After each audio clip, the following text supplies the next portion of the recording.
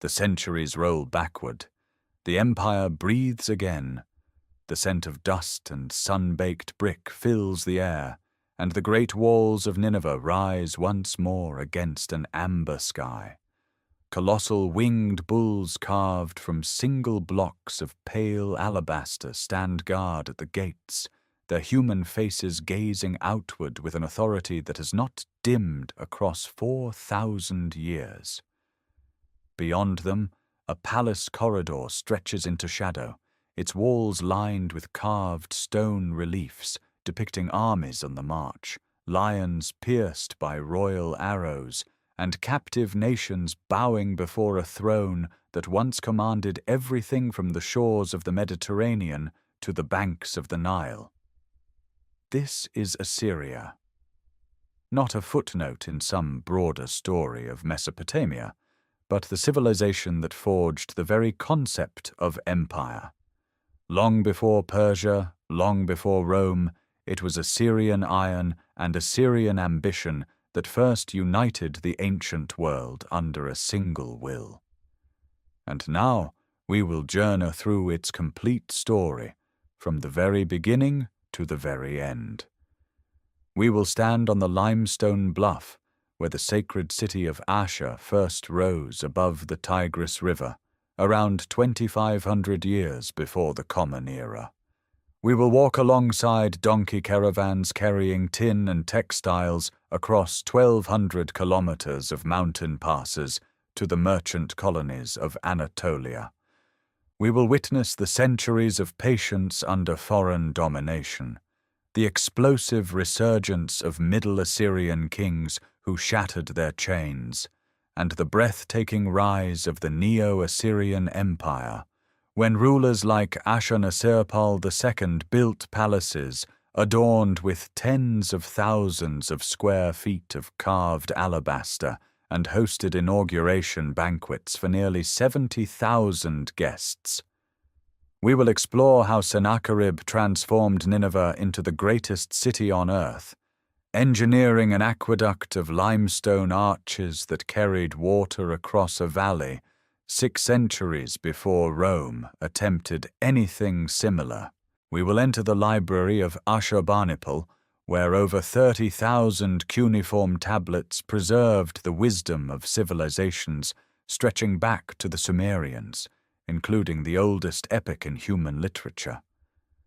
We will understand how ordinary people lived, what gods they worshipped, how they forged iron into weapons, wove wool into trade goods, and pressed reed styluses into wet clay to record everything from sacred hymns to merchant debts.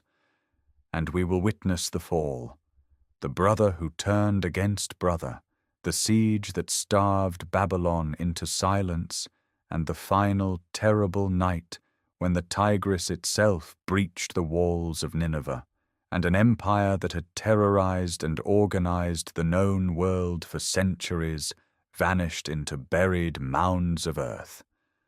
What makes this story extraordinary is not merely its scale, but its echo. The provincial administration, the royal roads, the intelligence networks, the very idea that diverse peoples could be governed under a single system, all of these passed from Assyria into the empires that followed. The winged bulls of Persepolis descend directly from these very gates. The Aramaic language that Assyrian policy spread across the Near East endured for 1,000 years. And today, roughly 3.5 million modern Assyrians maintain a living cultural identity stretching back to these ancient stones. This is not simply a history lesson. This is a complete journey through time, told across 20 chapters, from the first mud brick walls on the Tigris to the archaeological excavations still uncovering secrets in modern Iraq.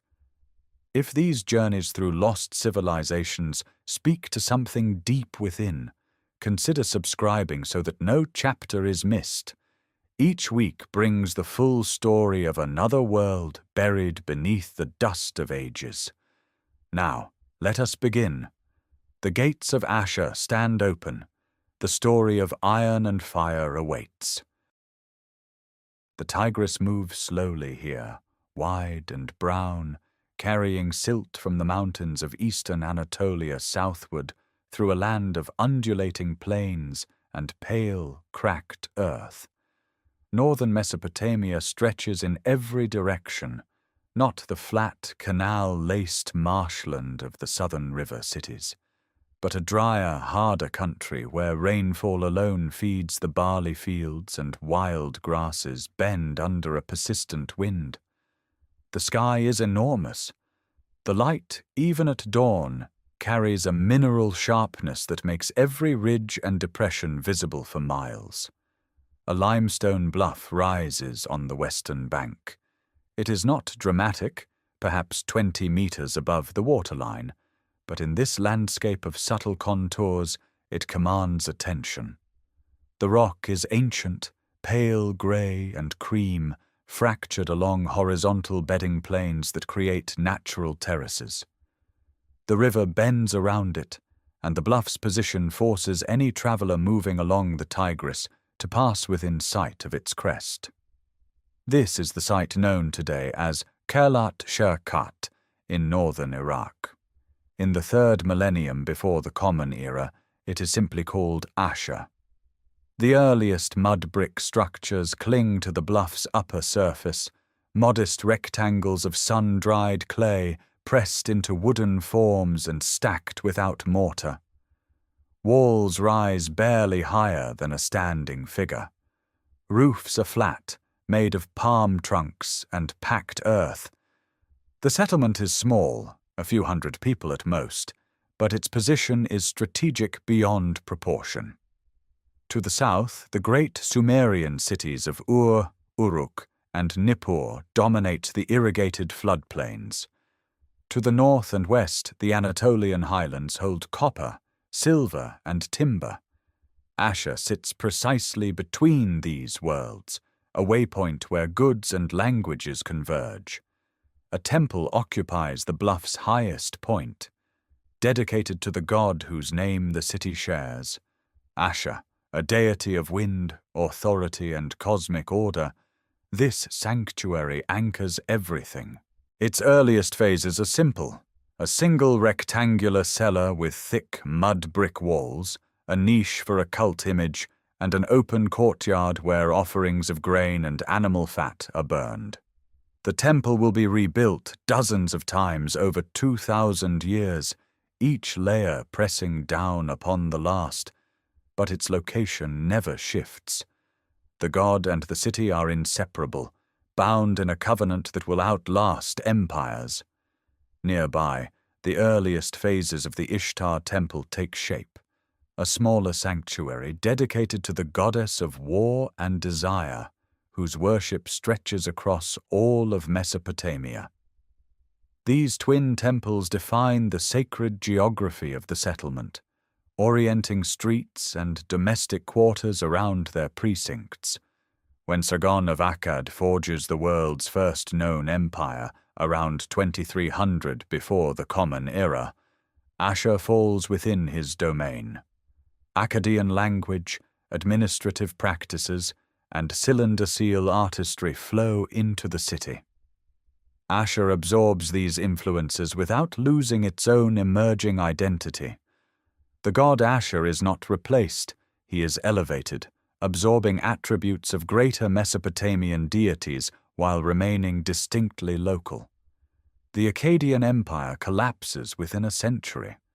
The 3rd dynasty of Ur rises and falls in the south. Empires flicker and dissolve across the floodplains, but the limestone bluff endures, and the settlement upon it continues to grow, not through conquest, but through position, patience, and trade. Merchants begin to organize. Donkey caravans are loaded with tin and woven textiles. Routes are mapped northward through mountain passes toward distant Anatolia. The city is learning something that will define its character for 5 centuries, that wealth flows to those who control the roads between worlds. The Tigris continues past the bluff, indifferent, carrying its brown water toward the Persian Gulf. On the pale rock above, a civilization is quietly taking root. Those roads northward now come alive. By the early 20th century, before the Common Era, donkey caravans depart Ashur in organized trains. 10, 15, sometimes 20 animals loaded with saddlebags of woven wool textiles and small, heavy ingots of tin. The tin originates far to the east, likely from sources in the Iranian plateau or beyond, passing through intermediary hands before reaching Ashur's warehouses. The textiles are produced locally, many woven by Assyrian women working vertical looms in courtyard workshops, spinning sheep's wool into tight, exportable cloth. Each donkey carries roughly 60 kilograms. The caravans cross the Tigris, climb through the rolling steppe of the Jazeera, ford the upper Euphrates, and push into the Taurus mountain passes of southeastern Anatolia, a journey spanning roughly 1,200 kilometers that takes 6 to 8 weeks under favorable conditions. The destination is Kanesh, a thriving Anatolian city nestled in a broad valley in central Turkey, near modern Kultepe. Here, on the lower slopes beneath the main citadel mound, a merchant quarter grows, the Karum, a word meaning trading port. Narrow lanes wind between mud brick houses that serve simultaneously as residences, offices, and storerooms. Inside these modest structures, clay tablets accumulate by the thousands. Merchants press wedge-shaped cuneiform signs into damp clay with sharpened reed styluses, recording every transaction with meticulous precision. Contracts specify tin-to-silver exchange ratios, typically 14 units of tin for 1 unit of silver. Textile prices fluctuate with quality and season. Loans carry interest. Partnerships are formalized with witnesses and sealed with cylinder seals rolled across clay envelopes, leaving intricate impressions of gods, animals, and geometric patterns in the soft surface. The archive is extraordinary. Over 23,000 tablets have been recovered from Kultepe since excavations began, revealing not merely commercial records, but an entire social world. Letters travel back and forth between Kanesh and Ashur. Wives write to husbands demanding overdue silver payments. Business partners dispute profit shares across a distance of 1,200 kilometers. Family networks span generations, with sons inheriting trading positions and debts alike. The system operates without coinage. Silver is weighed in shekels, cut from larger pieces, and verified on balance scales. Trust is enforced through community reputation, legal arbitration within the Karum assembly, and the ever-present written record. Kanesh is not the only colony.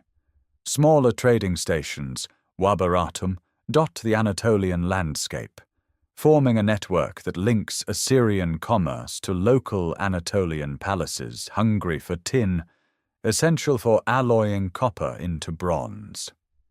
The Assyrian merchants hold no political power in these foreign lands. They operate under agreements with local Anatolian rulers, paying taxes and customs duties in exchange for protection and trading rights. It is commerce without empire, profit without conquest. The Karum quarter at Kanesh hums with quiet industry. Storerooms hold sealed bales of textiles stacked against walls. Clay tablets dry in the sun before being filed in household archives. Cylinder seals hang from cords around merchants' necks, personal signatures in miniature stone. The smell of wool and dust and donkey sweat lingers in the narrow lanes. This is not the Assyria of future iron armies and burning cities. This is a civilization building wealth through patience, calculation, and the careful recording of every shekel owed and paid. The network thrives for nearly 2 centuries. Then, around 1750 before the Common Era, the Karun system fades. Political upheaval in Anatolia disrupts trade routes. The colonies close.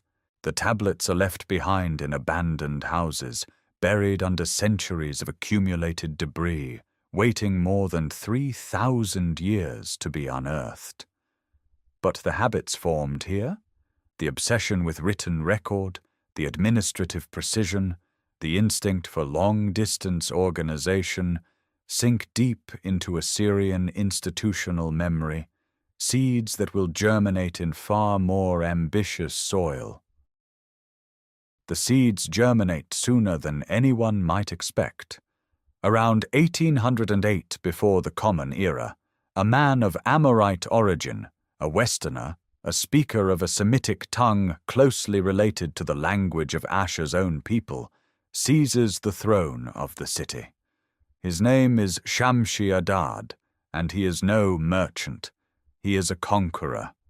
The temple precinct at Ashur expands under his command. New construction rises around the ancient sanctuary of the god Ashur, larger courtyards, thicker walls, grander approaches designed to project a power that the old trading families never imagined.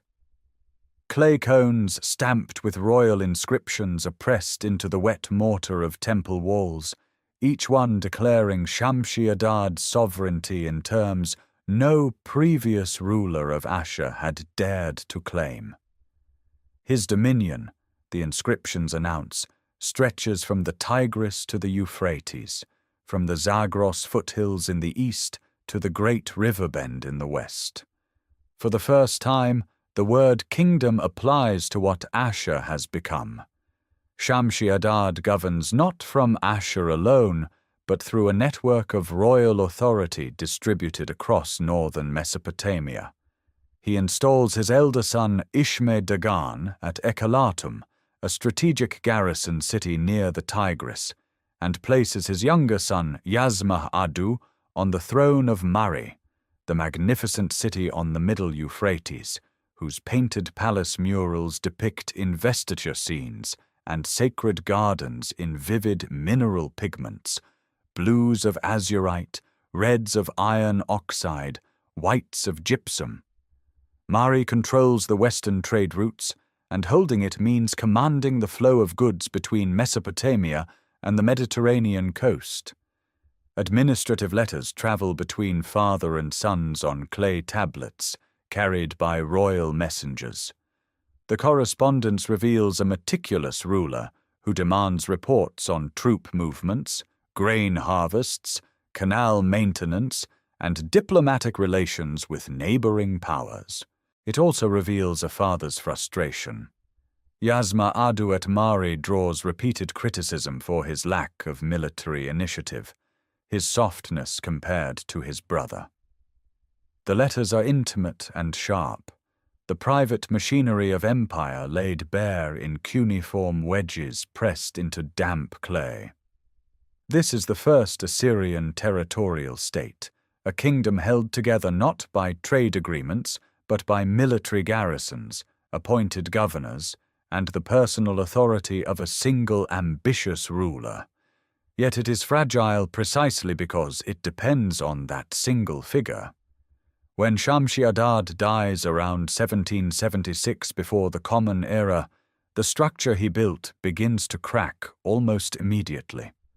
Yazma-Adu loses Mari. Ishme-Dagan struggles to hold the eastern territories. The kingdom contracts, its briefly unified provinces splintering back into competing local powers. Into this vacuum steps the most famous ruler of the age. Hammurabi of Babylon, patient and calculating, has spent decades building alliances and consolidating southern Mesopotamia. Around 1761 before the Common Era, his armies take Mari, and the great palace with its painted walls is deliberately destroyed, set ablaze, its archives buried under collapsed mud brick. Babylon's influence now extends across the regions Shamshi-Adad once claimed. Ashur, stripped of its brief territorial reach, returns to something closer to its older identity. A single city, a temple community, a node of trade rather than a seat of empire. Yet something has changed irreversibly. The memory of Shamshi-Adad's kingdom, its administrative letters, its provincial structure, its royal inscriptions claiming universal dominion, enters the institutional consciousness of Ashur. The city has tasted territorial power. It has seen what a centralized state with military ambition can achieve, and it has learned, painfully, how quickly such a state can dissolve without the structures to sustain it. These lessons settle into the clay of the archives, waiting for future kings who will build more carefully, more ruthlessly, and with far greater permanence. The centuries that follow are quiet ones, and quietness in Mesopotamia is rarely a sign of peace. It is the silence of subjugation, of a city learning to endure beneath the weight of powers greater than itself. After the collapse of Shamshi-Adad's kingdom and the brief Babylonian ascendancy under Hammurabi, Ashur enters a long twilight, not of destruction, but of diminishment. The city still stands on its limestone bluff. The temple of the god Ashur still receives its offerings. But the political horizon has narrowed to the width of the city walls themselves. Babylonian cultural gravity pulls everything southward. The legal traditions, the literary forms, the scribal curricula that Ashur's tablet houses preserve increasingly reflect Babylonian models. Old Babylonian mathematical texts, hymns to Marduk, and administrative formulas circulate through the scribal schools. Ashur absorbs these influences without losing its own identity, but the absorption is not voluntary. It is the quiet compliance of a lesser power orbiting a greater one. Then a new force descends from the north.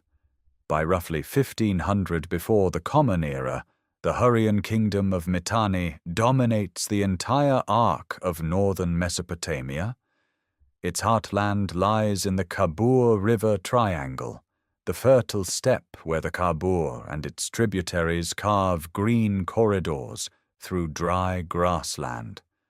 From a capital called Washukani, whose precise location remains undiscovered, Mitanni kings command a military aristocracy built around the chariot. Their horse training manuals, their Indo-Aryan divine names woven into Hurrian religious practice, their sophisticated diplomacy with Egypt and Hatti, all mark Mitanni as a great power of the late Bronze Age. Ashur falls within this orbit completely. Its kings correspond with foreign courts not as equals, but as subordinates. The Mitanni king is the overlord. The Assyrian ruler is a regional governor who maintains local order and channels tribute northward and westward. Hurrian cultural influence seeps into Assyrian material life. Pottery styles shift. Cylinder seal designs incorporate Hurrian motifs. Sacred trees flanked by winged figures, elaborate contest scenes with interlocking animals. Glyptic art from this period found at Ashur bears the unmistakable stamp of Hurrian aesthetic conventions. Yet beneath this cultural overlay, something essential persists. The Temple of Ashur continues to function as the spiritual and administrative core of the city. Priests maintain the ritual calendar. Scribes copy and preserve older texts alongside the newer Babylonian and Hurrian material. The king list, that long chain of names stretching back into the mists of early settlement, is kept current, each ruler added in sequence regardless of how constrained his actual power might be. This is not mere record-keeping. It is an act of institutional memory, a quiet insistence that Ashur's sovereignty exists even when it cannot be exercised. The city's physical fabric reflects this endurance. Temples are repaired modestly, walls are maintained. The mud-brick residential quarters show continuous occupation without dramatic expansion or contraction. Ashur does not grow during these centuries, but neither does it shrink. It persists with the stubbornness of limestone itself, weathering the political storms that reshape the region around it. For nearly 2 centuries, this condition holds. Mitanni reaches its apex, exchanging princesses with Egyptian pharaohs, contesting borders with the Hittite Empire. Ashur watches from within, its kings performing their vassal duties, their scribes recording what must be recorded, their priests feeding the god who shares the city's name. The identity that crystallizes during these long decades of subordination is harder and more concentrated than anything that came before, an identity forged not in conquest, but in patience, in the refusal to disappear. When the geopolitical order finally shifts, when Mitanni begins to fracture under Hittite pressure from the west, Ashur will be ready. Not because it has been planning rebellion, but because it has never stopped being itself. The fracture comes from the west. Hittite armies under Suppiluliuma I drive deep into Mitanni territory around 1363 before the Common Era, shattering the kingdom that had held Ashur in vassalage for generations. The great Hurrian state splinters into warring factions, its capital Washukani threatened, its authority over distant tributaries dissolving like clay in rain. And in that narrow window of collapsing power, a king rises on the limestone bluff above the Tigris, who understands precisely what the moment demands. Ashurbanipal I does not merely declare independence, he declares equality. Clay tablets recovered from the ruins of Tel El Amarna in Egypt, the diplomatic archive of Pharaoh Akhenaten, preserve his correspondence with the Egyptian court. The language is striking. Ashurbanipal addresses the pharaoh as brother, the term reserved exclusively for rulers of great kingdoms. He sends gifts of lapis lazuli and fine chariots. He requests gold in return, noting with dry displeasure that Egypt possesses it in abundance. These are not the words of a provincial vassal. They are the calculated assertions of a king announcing his arrival on the international stage, inserting Assyria into the exclusive club of Bronze Age great powers alongside Egypt, Hatti, Kassite, Babylon, and the remnants of Mitanni itself. The palace at Ashur transforms during these decades. Walls receive painted plaster decorations in geometric and floral patterns, reds, blacks, whites applied over smooth mud brick surfaces. The temple precinct expands. Administrative records multiply, written in a Middle Assyrian dialect that grows increasingly standardized and confident. The Middle Assyrian laws, preserved on large clay tablets, codify a society of rigid hierarchies, regulations governing property, marriage, inheritance, and the status of women with exacting precision. This is a state organizing itself for permanence. Ashurbanipal's successors push outward with mounting aggression. Adad-nirari I extends Assyrian control across the Jazira steppe. Shalmaneser I campaigns into Hurrian territories and reaches the Euphrates.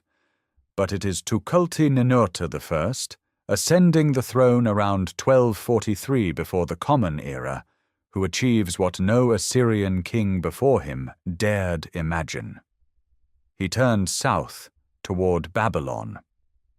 Kassite Babylon in this era is ancient, wealthy, and culturally prestigious, the inheritor of Hammurabi's legacy. guardian of the great temple of Marduk at the Esagila.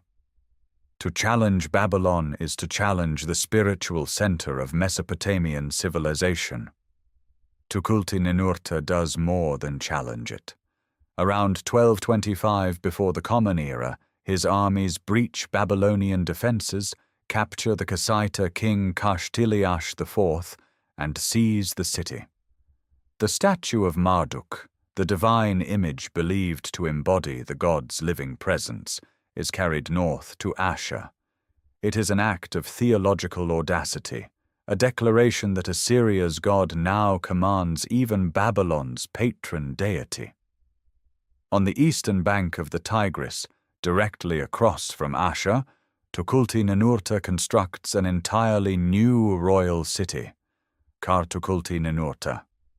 Its ziggurat foundations, excavated by modern archaeologists, reveal a planned ceremonial center built to glorify a king who saw himself as chosen by the gods to rule all of Mesopotamia. The city rises quickly. Administrative buildings, a temple complex, residential quarters laid out on fresh ground unencumbered by older construction. Yet the conquest carries a curse. Babylonian literary tradition would later frame Tukulti-Ninurta as a sacrilegious tyrant. Within Assyria itself, resentment builds. Around 1207 before the Common Era, his own son leads a conspiracy. Tukulti-Ninurta is murdered, Kar-Tukulti-Ninurta abandoned, and the statue of Marduk eventually returned south. The new city's walls stand empty, its ziggurat unfinished, its grand ambition arrested. But the precedent survives in Assyrian memory. The knowledge that Babylon can be taken, that the Tigris heartland can project power across all of Mesopotamia. The seed planted by Ashurbanipal and watered with Babylonian blood by Tukulti-Ninurta will lie dormant through coming centuries of upheaval, waiting for iron to replace bronze and for new kings to remember what was once possible. Iron replaces bronze slowly, the way a river changes course, not in a single dramatic flood, but through countless small shifts that one day reveal an entirely new landscape. The century following Tukulti-Ninurta's assassination sees Assyria diminished, but not destroyed, its kings managing a kingdom that contracts and expands like a breathing lung, never quite collapsing, never quite recovering. Then, around 1114 before the Common Era, a king ascends the throne who will briefly remind the world what Assyrian ambition looks like. Tiglath-Pileser I inherits a realm squeezed between hostile Mushki tribes pressing from the Anatolian highlands and Babylonian rivalry to the south. He responds with extraordinary violence and energy. His annals, inscribed on clay prisms recovered from the foundations of the Ashur temple, record campaigns in nearly every direction. He drives northwest into the mountains, defeating a coalition of 23 kings near the copper-rich lands beyond the upper Euphrates. He pushes into the cedar forests of Lebanon, felling great timbers for temple construction and marking his passage with a rock relief carved near the source of the Tigris. A royal image cut into living stone beside the dark mouth of a river tunnel where water surges from the mountain itself. He reaches the Mediterranean coast, where the cities of Byblos, Sidon, and Arvad send tribute. Cedar beams, dolphin hides, a crocodile. He hunts wild bulls in the marshlands of the Euphrates and Naruktu, wild aurochs in the forests of northern Syria, recording his kills with the same meticulous pride he applies to conquered cities. Yet this brilliance flickers against a darkening horizon. Across the eastern Mediterranean, the interconnected world of the late Bronze Age is disintegrating. The Hittite Empire, Assyria's great northwestern rival, collapses entirely around 1200 before the Common Era. Mycenaean palace centers in Greece burn. Ogarit on the Syrian coast is destroyed and never reoccupied.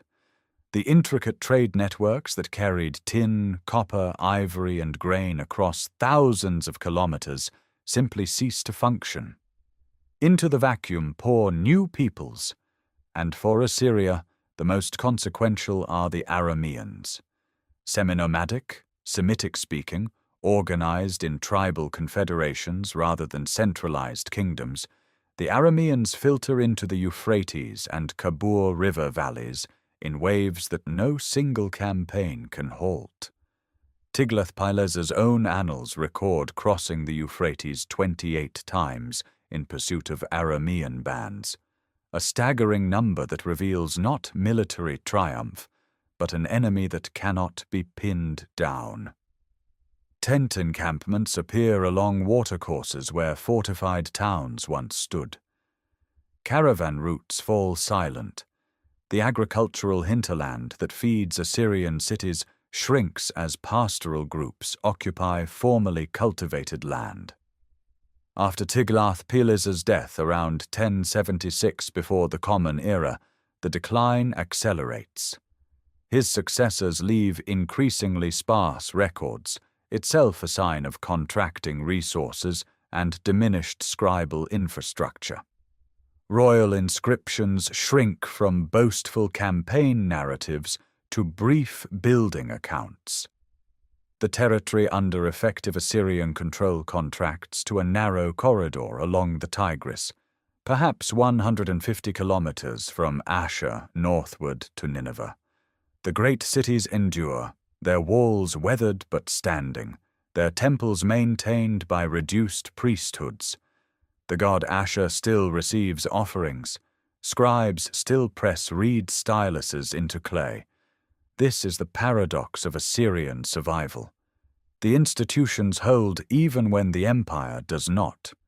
The scribal schools continue training students in cuneiform. The military traditions pass from father to son. The memory of Tiglath-Pileser's Mediterranean campaigns, of Tukulti-Ninurta's Babylonian conquest, lives in temple archives that no Aramean raid can reach. For nearly a century, Assyria exists in a state of contracted endurance, diminished, encircled, but never extinguished. The walls of Ashur still rise above the Tigris, and somewhere in the armories, smiths are learning to work a new metal with greater skill, heating iron blooms in charcoal furnaces, hammering out blades harder than anything bronze could offer. The technology that will remake Assyrian warfare is being perfected in obscurity, waiting for kings worthy of wielding it. The kings worthy of wielding it arrive in succession, each one forging the next link in a chain of recovery that will transform a battered heartland into the most feared power on earth. Ashurdan II ascends the throne around 934 before the Common Era, and his reign marks the turning point. The Aramean settlements that have encroached upon Assyrian farmland for generations now face systematic military pressure. Campaign by campaign, season by season, Ashurdan reclaims territory along the Tigris and its tributaries, rebuilding fortifications, restoring irrigation canals choked with silt, and resettling displaced Assyrian populations on recovered land. His royal inscriptions speak not of grand conquest, but of restoration. Granaries refilled, ploughs returned to fallow fields, orchards replanted. It is the patient work of a surgeon repairing damaged tissue. His successor Adad-Nirari II accelerates the expansion. Between 911 and 891 before the Common Era, Assyrian armies push southward, defeating Babylonia in a series of campaigns that culminate in a treaty fixing the border and securing access to southern trade routes. The eastern frontier stabilizes against mountain peoples. The western Aramean territories fall under direct Assyrian control. Revenue flows again into Ashur: tin, copper, silver, livestock, grain. And with revenue comes the capacity to maintain a permanent military force equipped with iron weapons forged in royal arsenals. Then comes the king who will remake everything. Ashurbanipal II takes the throne in 883 before the Common Era, and within 2 decades he transforms Assyria from a recovering regional power into an empire whose name carries terror across the ancient world. His campaigns are methodical and merciless. He drives westward to the Mediterranean, exacting tribute from Phoenician coastal cities.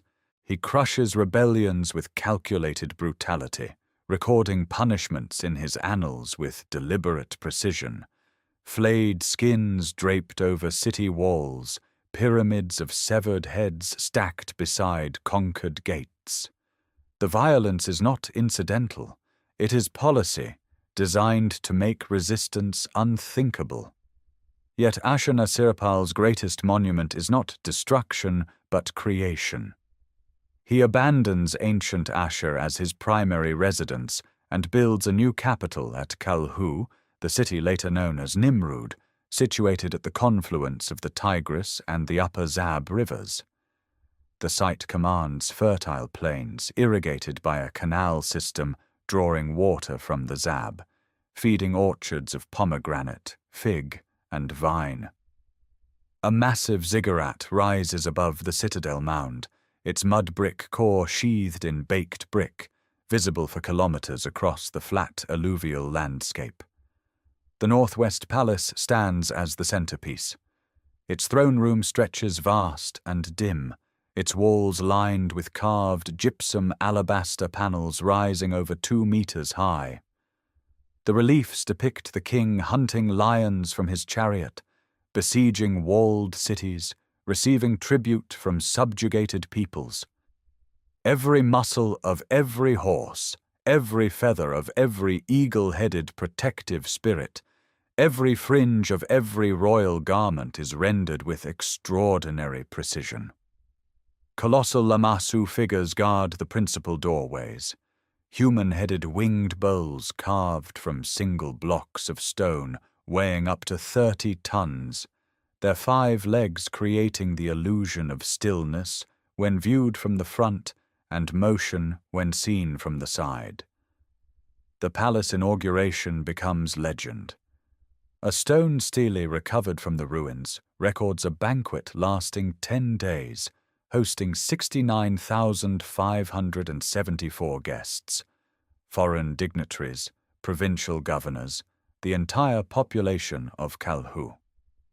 The quantities of food are staggering. 1,000 fattened oxen, 14,000 sheep, 10,000 skins of wine, 10,000 barrels of beer.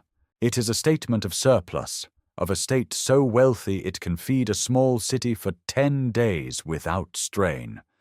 Kalhu becomes the administrative heart of an empire stretching from the Zagros to the Euphrates. Provincial governors report through networks of mounted couriers. Iron-equipped infantry and chariot divisions garrison strategic points. The palace archives fill with cuneiform tablets tracking tribute, troop movements, and diplomatic correspondence. The machinery of imperial control, bureaucratic, military, ideological, clicks into place with a precision the ancient world has never witnessed. Assyria is no longer recovering. It is ascending. The son inherits the machine his father built and immediately turns it outward. Shalmaneser III ascends the throne at Nimrud in 858 before the Common Era, and within months the armies of Assyria are marching west. The Levant beckons, a patchwork of Aramaean kingdoms, Phoenician port cities, and Israelite hill states, each rich in timber, silver, and access to Mediterranean trade routes that Assyria has coveted for generations.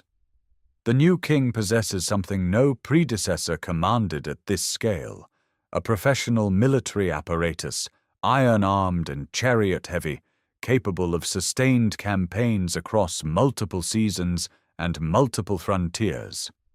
The first years bring rapid success. Aramaean strongholds along the Euphrates bend fall in succession.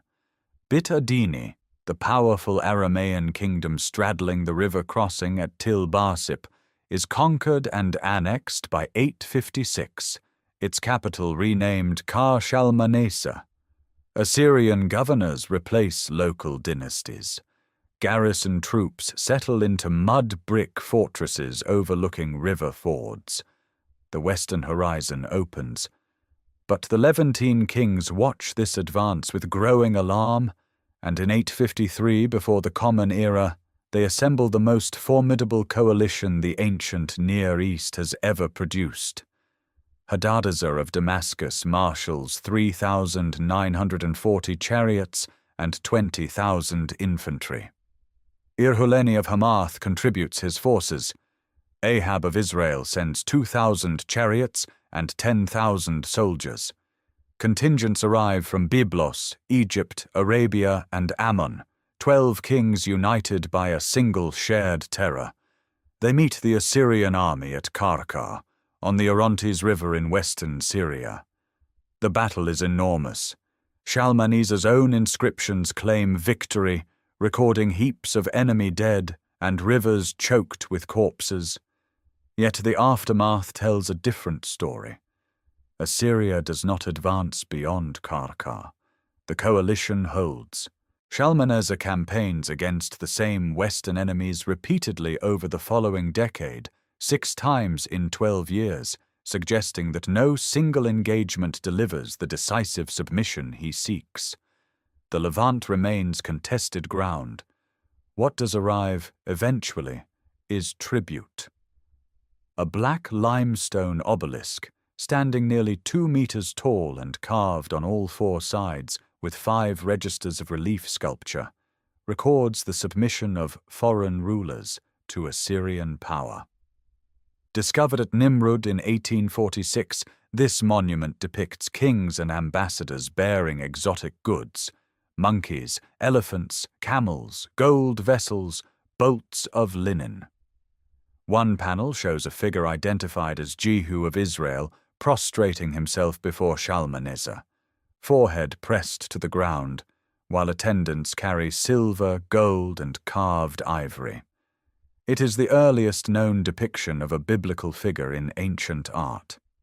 At the great temple of Marmu at Imgur-Enlil, modern Balawat, massive cedar doors stand fitted with horizontal bands of hammered bronze, each band over 6 meters in height, embossed with narrative scenes of siege warfare, river crossings, and tribute processions.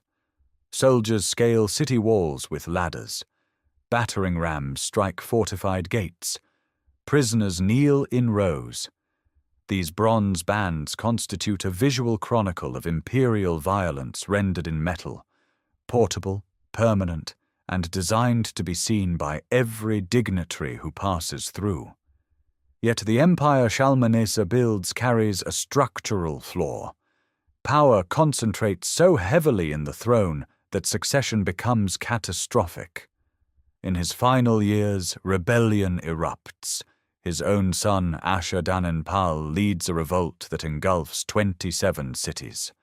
The aging king dies in 824 before the Common Era, with the empire fractured. His successor, Shamshi-Adad V, spends years suppressing internal opposition. The kings who follow, a succession of weakened rulers, powerful provincial governors, and court officials wielding royal authority, preside over 8 decades of stagnation. The Turtanu, the commander-in-chief, grows more powerful than the king himself. Provincial governors behave as semi-independent lords. The great military machine idles, its campaigns reduced to border skirmishes. Assyria does not collapse. The infrastructure holds, the provinces remain. The ideology of universal empire persists in every inscription and carved relief.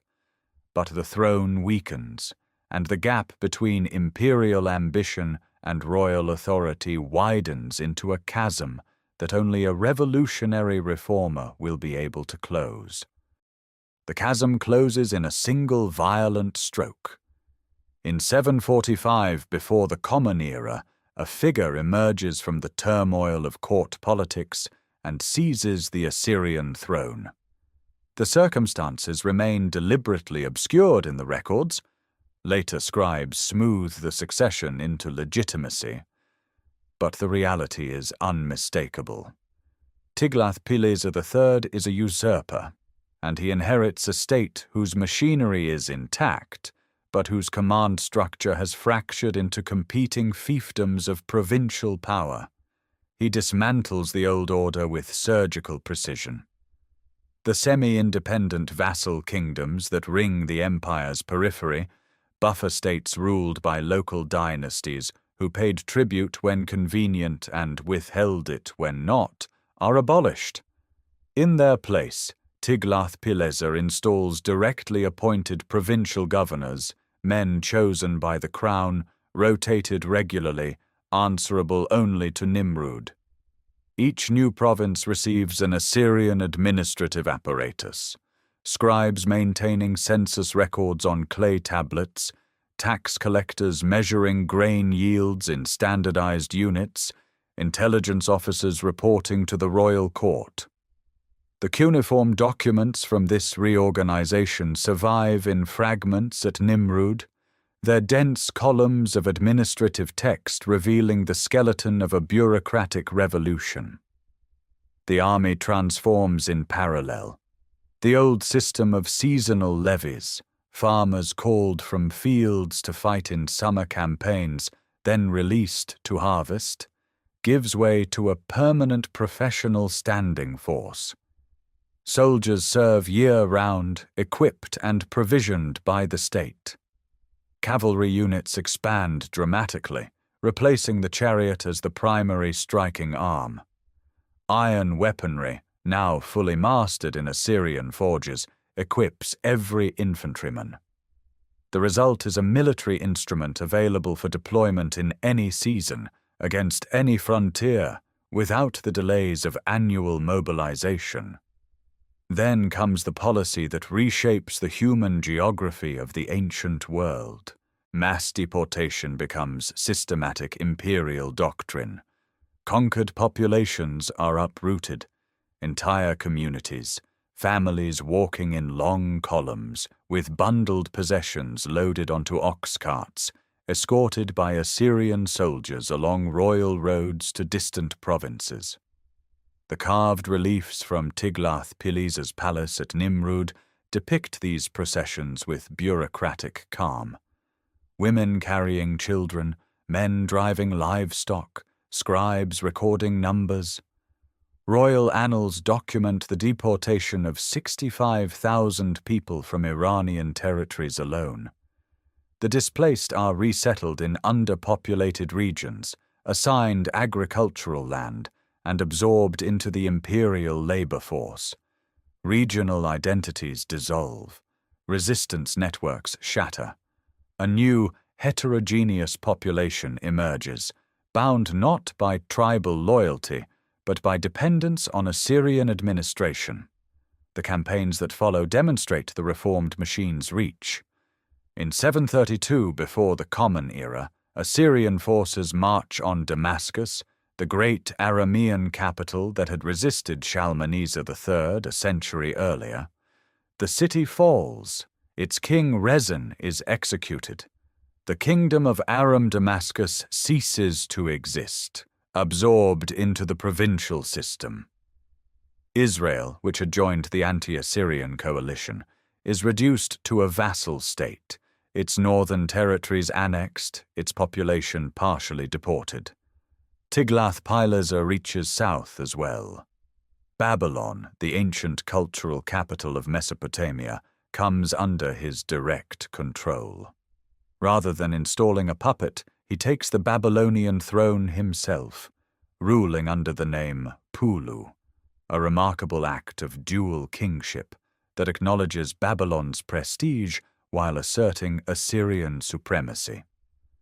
The empire that emerges from these 18 years of reign bears little resemblance to the one that preceded it. Provincial boundaries are redrawn along rational administrative lines rather than ethnic territories. Royal roads connect the capitals to the frontiers. A relay system of mounted messengers carries intelligence across vast distances. The Turtanu and other great officers serve as extensions of royal will rather than independent powers. When Tiglath-Pileser III dies in 727 before the Common Era, he leaves behind not merely an expanded empire, but an entirely new kind of state, centralized, professional, systematically administered, and capable of projecting power from the Zagros Mountains to the Mediterranean coast. Every empire that follows in the ancient Near East will build upon this architecture of control. The architecture of control demands a builder equal to its ambition.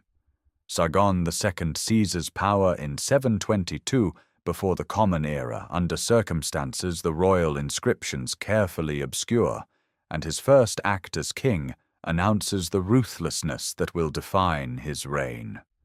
The city of Samaria, capital of the Kingdom of Israel, falls after a siege begun under his predecessor. Sargon claims the conquest as his own, and his annals record the deportation of 27,290 inhabitants, entire families uprooted from the hill country of Palestine and scattered across the empire's eastern provinces. In their place, settlers from Babylonia and the Zagros highlands arrive to till foreign soil. The Kingdom of Israel ceases to exist, its 10 tribes dispersed into the vast machinery of Assyrian resettlement. Yet conquest alone does not satisfy this king. Sargon turns north against Urartu, the mountain kingdom centered around Lake Van that has challenged Assyrian supremacy for generations. In 714 before the Common Era, his army crosses the Zagros passes in a campaign of extraordinary logistical daring, striking deep into Urartian territory and sacking the temple of the god Haldi at Musasir. The plunder is staggering: gold, silver, bronze vessels by the thousands. Urartu never fully recovers. Babylonia too submits after its king Merodach-Baladan is driven from the throne, and for a time the entire Fertile Crescent bends beneath a single will. Then Sargon does something no Assyrian king has done before. He abandons the existing capitals and commands the construction of an entirely new city on virgin agricultural land northeast of Nineveh. Dur-Sharrukin, fortress of Sargon, rises from empty fields over the course of approximately 10 years. The city plan is geometric, deliberate, almost mathematical in its precision. Walls of mud brick faced with stone stretch 1,760 meters on each side, forming a near-perfect square enclosing 300 hectares.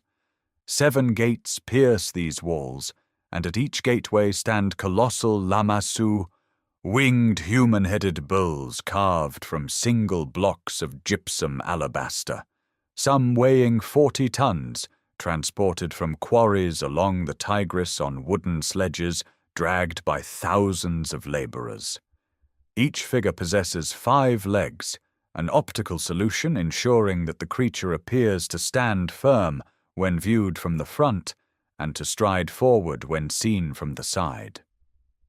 The royal palace occupies a raised platform straddling the city wall itself, elevated above the urban grid like a citadel suspended between the interior world and the open plain beyond. Within its courts, carved alabaster panels line the walls in continuous narrative bands depicting military victories, tribute processions, and the transport of timber from Lebanese mountain forests. A ziggurat rises nearby, its spiral ramp ascending through stages painted in distinct colors: white, black, red, blue, orange, silver, and gold, each tier dedicated to a planetary deity in the Mesopotamian cosmological order. Dur-Sharrukin is conceived as a statement of absolute power, made permanent in stone and earth. Every detail serves ideology. The city is not merely a residence, but a cosmological diagram, an empire rendered in architecture. Then catastrophe. In 705 before the Common Era, Sargon marches into Anatolia against the Cimmerians, nomadic warriors pressing south from the Caucasus. In battle, the king falls. His body is never recovered, an event of devastating spiritual consequence in a culture where proper burial ensures peace in the afterlife. The court theologians interpret the loss as divine punishment. Sargon's son and successor immediately abandons Dur-Sharrukin, the magnificent city barely occupied, its corridors still smelling of fresh plaster. The fortress built from nothing returns to silence, its lamassu standing guard over empty halls until the earth slowly buries them for 25 centuries, until a French consul named Paul-Émile Botta drives a spade into the mound at Khorsabad in 1843 and becomes the first person in the modern world to gaze upon the face of Assyria. Sennacherib wants nothing to do with his father's cursed creation. The abandoned corridors of Dur-Sharrukin still echo with the theological catastrophe of an unburied king, and the new ruler turns his back on that place entirely, directing his ambition toward a city already ancient. Nineveh, seated on the eastern bank of the Tigris across from the modern city of Mosul, a settlement inhabited for nearly 6,000 years, but never yet elevated to the status its geography deserves. What follows is a transformation without parallel in the ancient world. Beginning in 704 before the Common Era, Sennacherib reshapes Nineveh into a metropolis of staggering scale. The city walls extend for 12 kilometers, punctuated by 15 monumental gates, each named for a deity of the Assyrian pantheon. The walls rise to a height of roughly 25 meters in places, fronted by a moat fed by diversion channels from the Tigris and the Kosa River. Within this circuit, a population estimated between 100,000 and 150,000 inhabitants occupies one of the largest cities on Earth. At the heart of this urban expanse rises the palace without rival, Sennacherib's own designation, inscribed without modesty across its foundation cylinders. The complex sprawls across the mound of Kuyunjik, containing more than 70 rooms, corridors, and courtyards lined with over 3,000 meters of carved gypsum alabaster relief panels. The throne room alone stretches into a vast hall where slabs depict the king's military campaigns in sequential narrative. Armies crossing rivers on inflated animal skins, siege ramps rising against fortified cities, columns of captives marching into exile. Among these carved chronicles, the Lachish reliefs stand as the most detailed siege narrative surviving from antiquity. Panel after panel records the Assyrian assault on the Judean fortress city of Lachish in 701 before the Common Era. Battering rams grinding against mud brick walls, archers firing from mobile siege towers, defenders hurling torches downward, and in the aftermath, impaled bodies lining the approach roads while families file past the enthroned Sennacherib, carrying their possessions into captivity. These panels, excavated and transported to the British Museum in the 19th century, remain among the most viscerally powerful works of ancient art ever recovered. Yet Sennacherib's genius extends beyond conquest and decoration. He engineers a water system of breathtaking ambition, an 80-kilometer canal network drawing water from mountain streams in the highlands northeast of Nineveh to feed the city's gardens, orchards, and population. The crowning achievement is the aqueduct at Jerwan, spanning 280 meters across a limestone valley, on a series of pointed arches constructed from over 2 million dressed stone blocks sealed with waterproof concrete. This structure carries water across open air 6 centuries before Roman engineers attempt comparable feats. Inscriptions along its length credit the king with divine inspiration for the design. The gardens of Nineveh flourish with species transplanted from conquered territories, cotton from Elam, exotic trees from mountain campaigns, irrigated by mechanical water-raising screws that some scholars have proposed as the true hanging gardens, misattributed by later Greek writers to Babylon. But Sennacherib's reign carries a darkness proportional to its grandeur. In 689 before the Common Era, enraged by persistent Babylonian rebellion, he orders the complete destruction of Babylon, flooding the sacred city by diverting canal water through its streets, demolishing the Esagila temple of Marduk, and carrying Babylonian soil back to Nineveh. The act horrifies the Mesopotamian world. Even within the Assyrian court, the sacrilege against Marduk festers as an unforgivable transgression. The consequence arrives in 681 before the Common Era. Sennacherib is murdered inside his own palace by his own sons, an event recorded in both Assyrian chronicles and the Hebrew Bible. The king who built the greatest city on earth dies in its innermost sanctum, his blood on the floor of the house he declared without rival. The blood dries in the palace corridors, and the empire holds its breath. Sennacherib's murder plunges the court into chaos, but the succession crisis resolves with unexpected swiftness.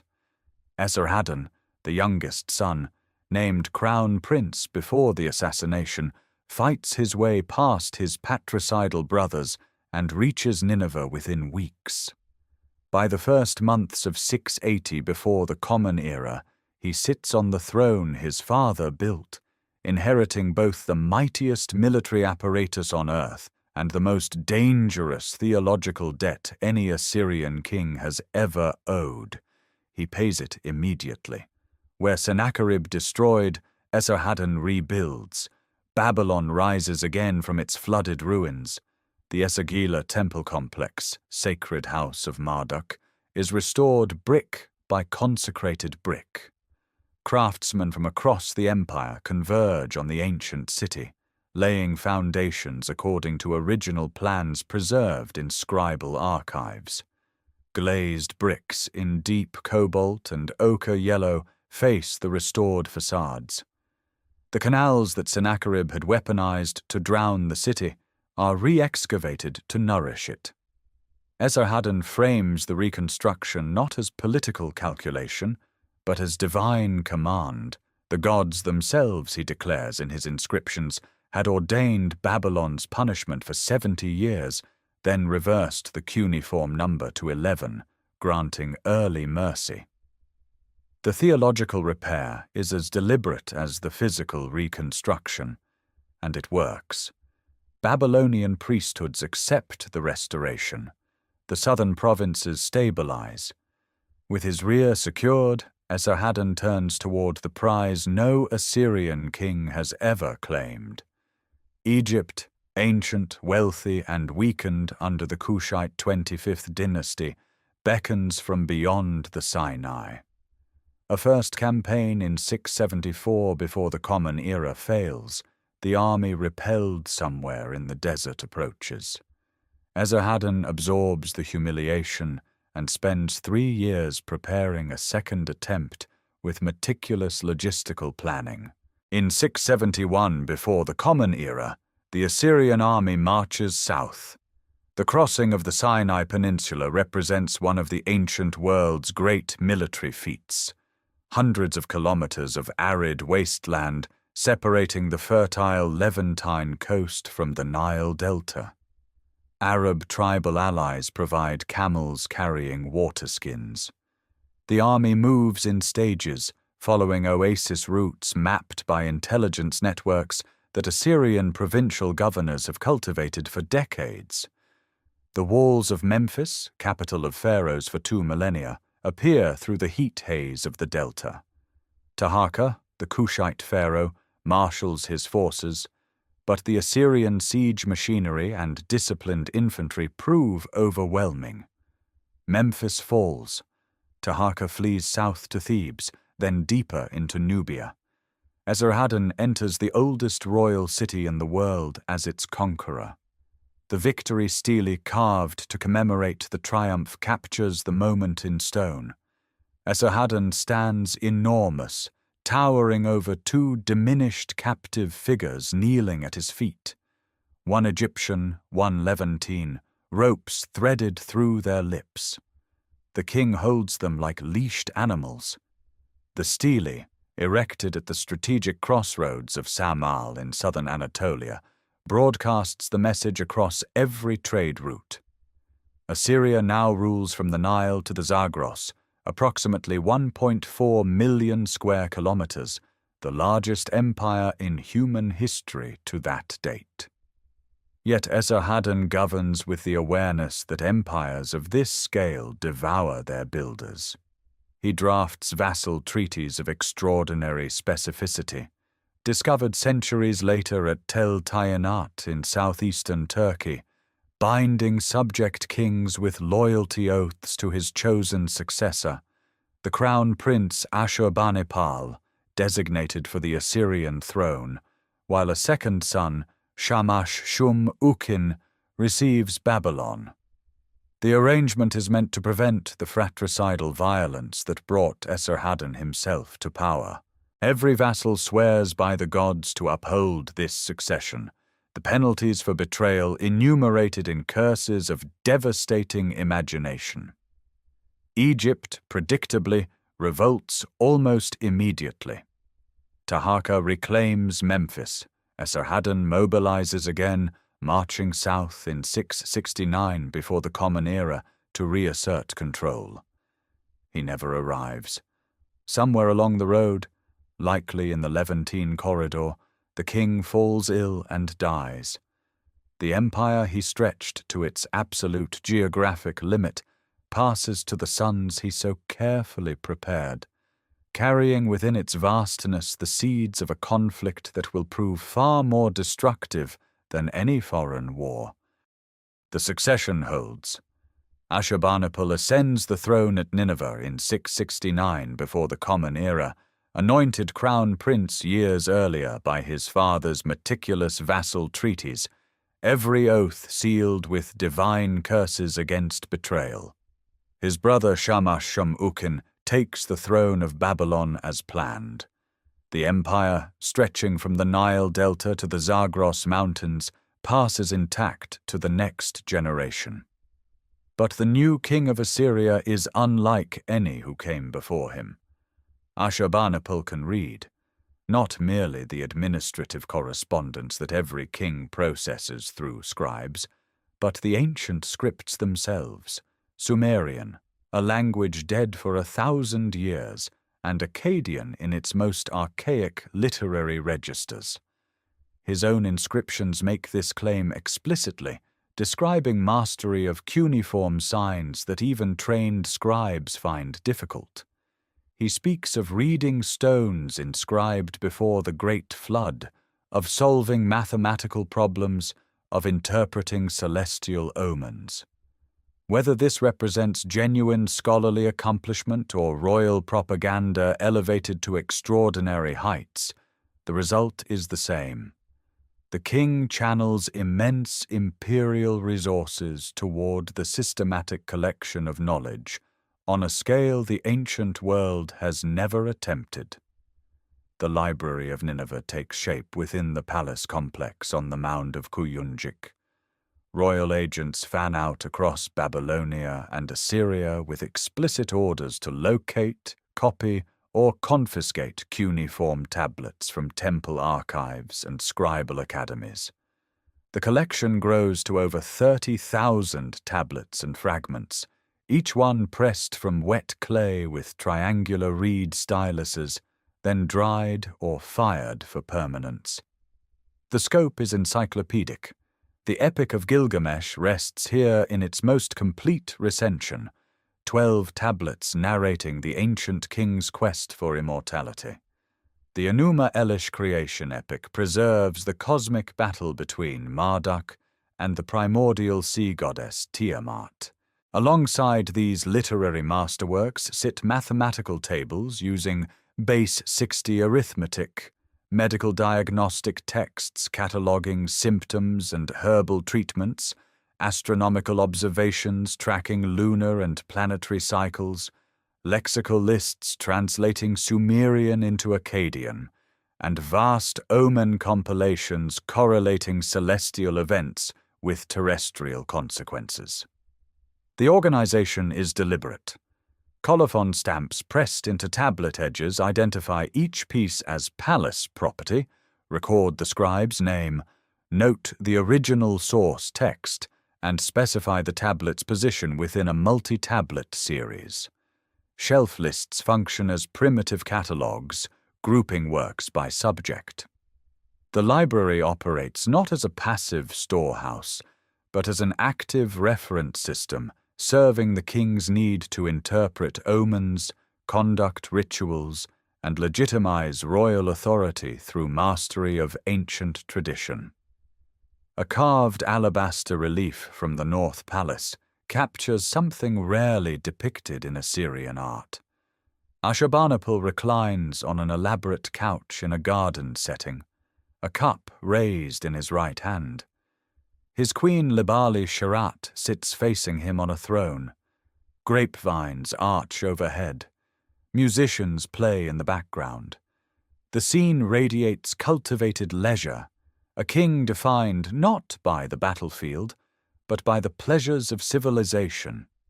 Yet the garden contains a detail easily missed. The severed head of the Elamite king Teuman hangs from a nearby tree, a trophy from the Battle of Til-Tuba, fought around 653 before the Common Era. Scholarship and savagery coexist without contradiction. This is the paradox the library embodies. The same king who preserves the oldest literature in human history wages campaigns of annihilating violence against Elam, against Arab tribal confederations, against any power that challenges Assyrian supremacy. The tablets themselves serve empire. Omen texts guide military decisions, ritual texts ensure divine favor for conquest, medical texts maintain the health of soldiers and courtiers. Knowledge is power in the most literal sense, and Ashurbanipal wields it alongside iron and fire. When Hormuzd Rassam excavates these chambers in 1853, the tablets emerge from the rubble of Nineveh's destruction, shattered but legible. They travel to the British Museum, where in 1872 George Smith translates a tablet describing a great flood, strikingly parallel to the biblical account, electrifying the Victorian world. The library outlasts the empire by millennia, its clay tablets more durable than the stone palaces that housed them. The stone remembers what flesh forgets. Across 2.5 centuries of Neo-Assyrian power, from the reign of Ashur-Nasirpal II to the final years of Ashurbanipal, sculptors carve an unbroken visual chronicle into gypsum alabaster. Thousands upon thousands of meters of narrative relief that constitute the most ambitious artistic program the ancient world ever produces. These are not decorations.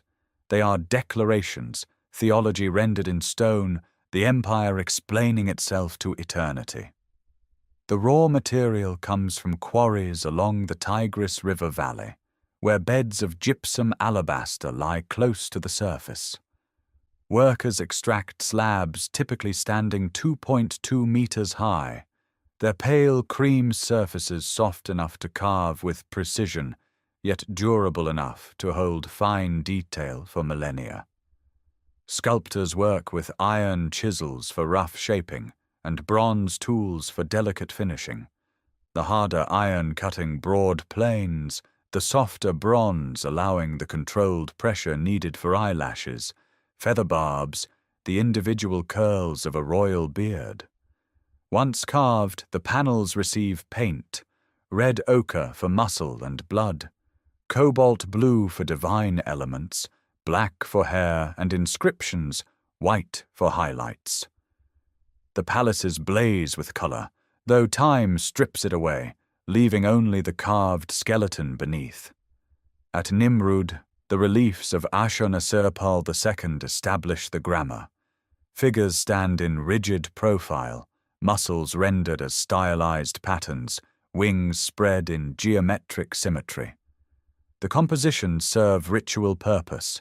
The king grasps lions by the throat, attendant genies pollinate sacred trees, armies march in ordered registers.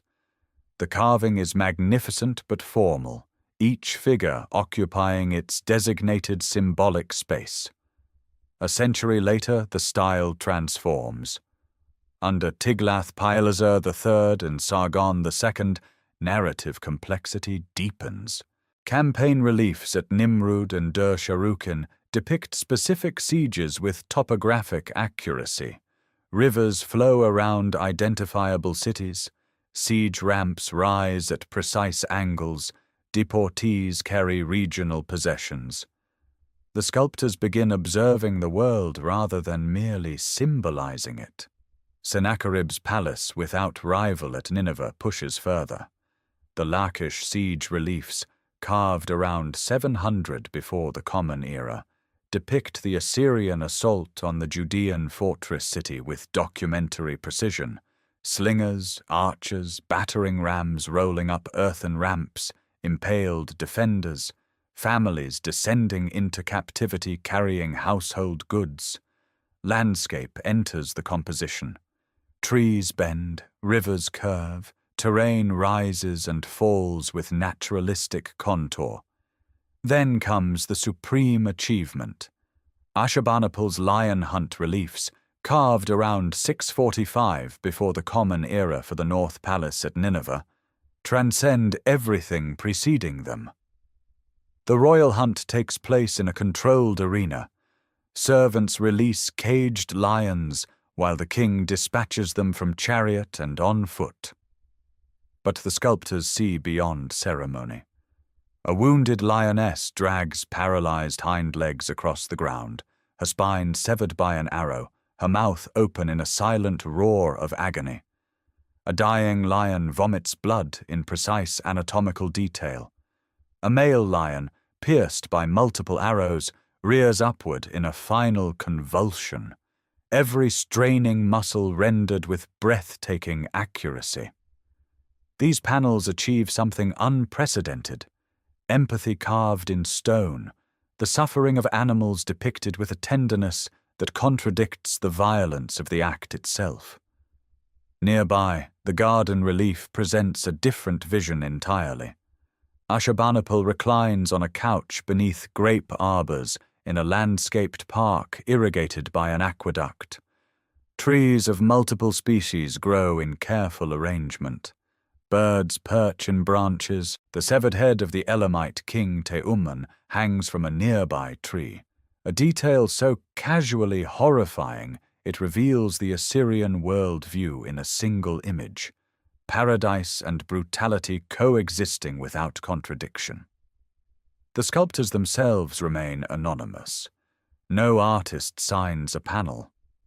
Yet their collective achievement spans the distance from symbolic formality to emotional realism in barely 200 years, a revolution in visual storytelling that no ancient culture replicates. When Austen Henry Layard ships these panels to London in the 1840s and 50s, they arrive as the first physical evidence of a civilization the modern world knows only from biblical references. The stone speaks across 26 centuries, and the world listens. Beyond the palace walls and their carved stone narratives, the empire breathes through 10,000 smaller acts repeated every morning across its cities. Nimrud, Nineveh, Ashur, Arbela, each holds populations numbering in the tens of thousands, and each sustains itself through an intricate web of labor, exchange, and knowledge that the monumental reliefs never depict. The residential quarters press close together. Narrow, unpaved streets, barely wide enough for a laden donkey, wind between mud brick houses rising 1 or 2 stories high. Each dwelling turns inward around a central courtyard open to the sky, where light and air reach rooms that have no exterior windows. Floors of packed earth or baked brick stay cool through the brutal Mesopotamian summers. Flat rooftops serve as sleeping platforms during the hottest months. Interior drainage channels carry wastewater through clay pipes beneath the walls and into street-side gutters. A bread oven, a cylindrical tanner of fired clay, stands in nearly every courtyard, its interior blackened from daily use. Barley bread forms the caloric foundation of the Assyrian diet, supplemented by emmer wheat, sesame oil, onions, lentils, and dates. Beyond the household threshold, the canal-side markets operate on a system of silver exchange measured by weight. The standard unit is the shekel, approximately 8.3 grams, subdivided into fractions weighed on small bronze balance scales. There is no coinage. Merchants carry silver in cut pieces, rings, or coiled wire, each transaction requiring a scale and a set of polished stone weights carved in the shape of crouching lions or ducks. Barley also serves as currency for smaller exchanges. Palace administrative texts record bread rations distributed to workers, standardized allocations that reveal a bureaucratic precision governing even the most basic sustenance. The smithy district fills the air with the rhythmic clang of hammer on iron. Assyrian metalworkers master techniques that give the empire its military edge. Iron bloom, smelted from ore in clay furnaces fed by goatskin bellows, is repeatedly heated and folded to drive out slag. The most skilled smiths practice carburization, packing iron blades in charcoal and heating them for hours to infuse carbon into the surface, producing a steel edge harder than anything bronze can achieve. This technology arms the empire's soldiers with swords, spearheads, and armor scales riveted onto leather jerkins. Nearby workshops produce bronze fittings, glass beads colored with cobalt and copper oxides, and carved ivory panels destined for elite furniture. In the weaving quarters, women work vertical looms, strung with wool warp threads, weighted by pierced clay or stone loom weights. Assyrian textile production continues a tradition stretching back to the old Assyrian merchant era, and wool remains the primary fiber. Finished cloth ranges from coarse utilitarian weaves to fine fabrics dyed with madder root for red and indigo for blue, destined for temple offerings and palace inventories. The scribal schools occupy modest rooms where boys sit cross-legged on reed mats, each holding a lump of wet clay flattened into a small tablet. A teacher dictates sign lists, the hundreds of cuneiform characters required for basic literacy, and students press triangular reed styluses into the soft surface, copying each wedge-shaped mark with painstaking repetition. Advanced students progress to mathematical exercises using the base 60 system inherited from Sumerian tradition, calculating areas of fields, volumes of grain stores, and divisions of silver. The best among them enter palace or temple administration, joining a literate class that manages the empire's tax records, military logistics, diplomatic correspondence, and ritual calendars. Every harvest yield, every troop deployment, every temple offering passes through their hands and onto clay that will outlast the empire itself by millennia. This is the empire's true infrastructure, not the palace throne rooms, but the courtyard ovens, the weighted silver, the folded iron, the wet clay tablets drying in the sun. But the clay tablets and silver weights serve a power older than any king. Every transaction, every harvest tally, every military dispatch moves under the silent authority of the gods, and no force in the Assyrian world operates outside their shadow. The divine order is not separate from the empire. It is the empire's foundation, its justification, its animating breath. At the summit of this cosmic hierarchy stands Ashur, the god who shares his name with the city, the land, and the people themselves. No other ancient civilization fuses national identity and divine patronage so completely. Ashur is not merely worshipped in Assyria, he is Assyria. His temple, the Ahursa, the house of the mountain of all lands, occupies the highest point of the limestone bluff at the city of Ashur, overlooking the Tigris. Rebuilt and expanded across 2 millennia, its inner sanctuary houses a cult statue attended by priests who wash, dress, and feed the god daily. Meals of roasted meat, bread, beer, and date wine are placed before the divine image on bronze and gold vessels, then consumed by the priestly household in a sacred communion that binds heaven to earth. Below Ashur in the pantheon, Ishtar commands devotion of extraordinary intensity. At Arbela, her temple serves as the empire's foremost oracular center. Prophetesses enter ecstatic states and deliver divine messages directly to the king. Tablets recovered from Nineveh preserve these oracles verbatim. Reassurances addressed to Esarhaddon and Ashurbanipal promising military victory, condemning enemies, demanding faithful observance of ritual obligations. The goddess of war and desire speaks through human vessels, and kings plan campaigns accordingly. Nabu, god of writing and wisdom, presides over the scribal arts from his great temple at Nimrud, the Ezida. Shamash, the sun god, serves as divine judge, guarantor of oaths and treaties. Adad, the storm god, commands the rains that sustain the rain-fed agriculture of the Assyrian heartland. Sin, the moon god, watches over the calendar that structures every ritual cycle. The Akitu festival, celebrated over 12 days at the spring equinox, represents the annual renewal of cosmic and political order. The king processes to the Akitu temple outside the city walls, performs rituals of humiliation and restoration, and receives his mandate to rule directly from Ashur. Without this ceremony, kingship lacks divine legitimacy.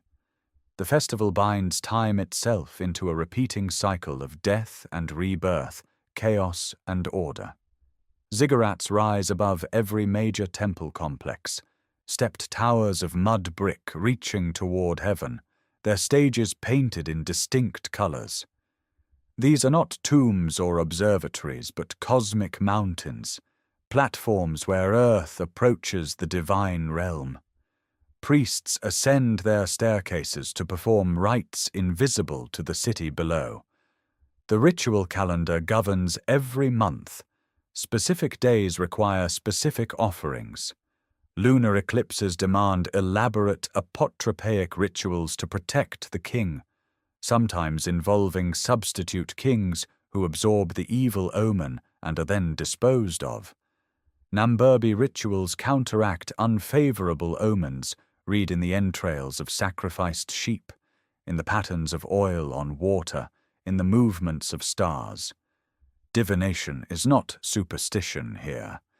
It is state intelligence, a systematic technology for reading the will of the gods encoded in the natural world.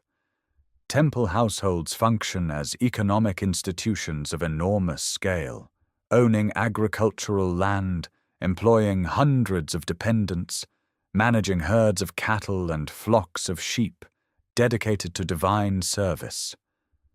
The boundary between sacred and secular administration barely exists. Temple records and palace records interweave, and the same scribal class serves both. This theological architecture endures across every phase of Assyrian history, from the earliest shrines at Ashur through the Neo-Assyrian Colossus. Gods change in relative prominence. Ishtar rises with imperial militarism, Nabu ascends with the scholarly ambitions of Ashurbanipal. But the system persists. The king rules because the gods command it. The army conquers because Ashur marches before it. The empire expands because divine order demands the submission of chaos. When that order fractures, when brother wars against brother and the gods fall silent, the empire will discover what happens to a civilization whose every stone rests on sacred ground that can no longer hold. The fracture begins not at the frontier, but at the heart. In 652 before the Common Era, Shamash-shum-ukin, king of Babylon and brother of Ashurbanipal, raises the standard of revolt against Nineveh. The arrangement their father Esarhaddon had designed, one brother ruling Assyria, the other governing Babylon under Assyrian supremacy, collapses under the weight of its own contradiction. Babylon is the oldest city of prestige in Mesopotamia, yet its king answers to Nineveh like a provincial governor. The humiliation festers for 17 years before it erupts. Shamash-shum-ukin does not rebel alone. His coalition stretches across the known world. Elam sends warriors in feathered headdresses from the Zagros highlands. Arab tribal confederations mobilize camel cavalry across the Syrian steppe. Levantine vassals see opportunity in Assyrian division. Even distant Lydia and Egypt lend support or encouragement.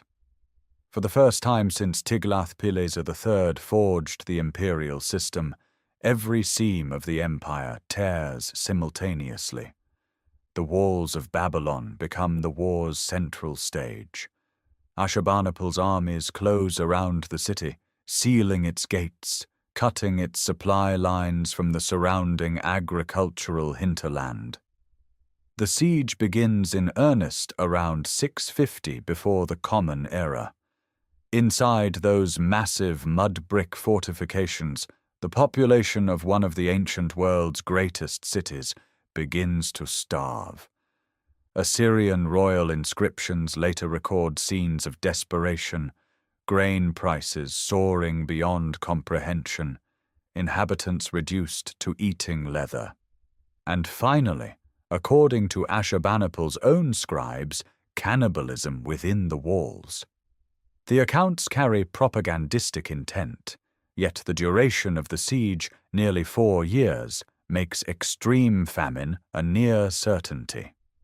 Beyond Babylon, the war ravages the Mesopotamian countryside. Canal systems that sustain millions fall into disrepair as armies trample irrigation networks. Date palm orchards burn, villages empty. The economic infrastructure that generations of Assyrian administration built across Babylonia suffers damage that decades of peace could scarcely repair. Ashurbanipal fights on multiple fronts. Assyrian forces engage Elamite armies in the east, driving them back across the Zagros passes.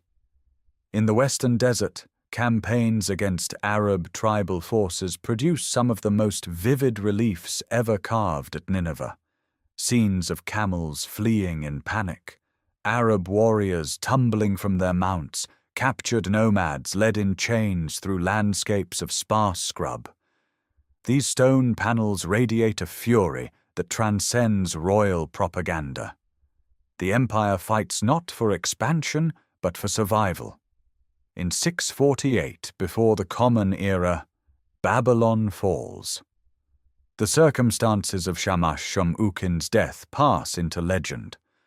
Assyrian tradition holds that as the walls are breached and the palace burns, the Babylonian king walks into the flames of his own residence, choosing self-immolation over capture.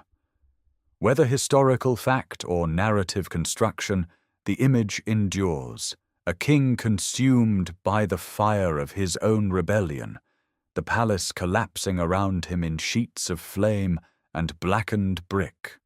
Ashurbanipal reclaims Babylon, but the victory is hollow. The city that Sennacherib destroyed and Esarhaddon painstakingly rebuilt now lies devastated a third time within living memory. The imperial treasury, drained by 4 years of multi-front warfare, never fully recovers. The professional army, stretched across campaigns from Egypt to Elam, shows the strain of permanent mobilization. Provincial loyalty, shaken by the spectacle of a royal brother's revolt, can no longer be assumed. The carved reliefs at Nineveh commemorate triumph, but the stone tells a darker story beneath the surface. The empire that emerged from this civil war is harder, more brittle, more dependent on terror and less capable of absorbing the next shock. The coalition Shamash-shum-ukin assembled revealed a truth the palace scribes could not carve away. Every subject people, from the marshes of the south to the deserts of the west, waited for the moment Assyrian power wavered. That moment had come and passed, but the memory of it lingers in every vassal court, every tributary kingdom, every garrison town where soldiers grow fewer and the distances grow longer. Ashurbanipal turns east. The civil war has bled the treasury, fractured the officer corps, and exposed the fragility of imperial control. But the king channels what remains of Assyrian fury toward the oldest enemy, Elam.